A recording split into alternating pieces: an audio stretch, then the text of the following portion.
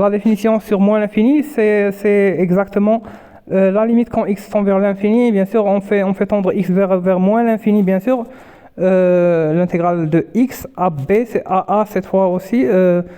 Bien sûr, elle existe, et lorsqu'elle existe et qu'elle est finie, bien sûr, on dit que l'intégrale de moins l'infini à a, bien sûr, elle existe. Elle existe et bien sûr, elle est finie. Dans ce cas, bien sûr, on parle de l'intégrale convergente entre moins l'infini et a, l'intégrale de moins l'infini à a de f de t dt. Et bien sûr, le cas contraire, on dit qu'elle est divergente. On considère pour cela, bien sûr, sur cet exemple, la convergence de exponentielle de moins t entre moins l'infini et 0, bien sûr. On fait différencier la primitive entre x et 0, bien sûr. Ça donne moins 1 plus exponentielle de moins x. Bien sûr, qu'on voit ici, en faisant tendre, bien sûr, x vers moins l'infini, on récupère que cette limite, bien sûr, elle est égale à plus l'infini. Et du coup, notre intégrale, elle diverge. De même, lorsqu'on considère la convergence de l'intégrale entre moins l'infini et x de sinus de t dt, bien sûr, la primitive de sinus de x c'est moins cosinus de x qu'on fait différencier entre 0, entre x et pi, bien sûr. Ici, on considère l'intégrale entre moins l'infini et pi. Ça donne 1 plus cosinus de x, 1 plus cosinus de x, bien sûr. 1 plus cosinus de x, en faisant tendre notre x vers plus l'infini, que 1 plus cos x, en fait notre cos x il n'admet pas de limite en moins l'infini, c'est-à-dire qu'il bascule toujours et qu'il va toujours basculer entre moins 1 et 1, et du coup notre R il converge pas.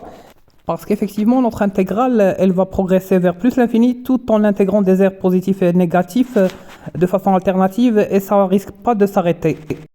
Et donc, notre R aussi, il va pas stabiliser, et donc l'intégrale, elle est divergente. L'intégrale de la fonction, bien sûr, qu'on a considérée de sinus de t. De même, la convergence de moins l'infini à 0 de exponentielle de t. On fait différencier bien sûr moins exponentielle de t qui est la primitive de exponentielle de t entre x et 0, ça donne moins 1 plus exponentielle de x, et en faisant tendre bien sûr x vers moins l'infini, bien sûr, cette fois on récupère que cette intégrale elle converge et qu'elle est égale, l'air il est égal à moins 1, que son R il est égal à moins 1, bien sûr, tant que la limite quand x tend vers moins l'infini de exponentielle de x est égale, bien sûr, à 0. L'intégrale de type moins l'infini, l'intégrale de moins l'infini à plus l'infini de f de t dt. Bien sûr, c'est la même chose. Ça revient bien sûr à combiner les deux résultats dont on vient de parler, bien sûr.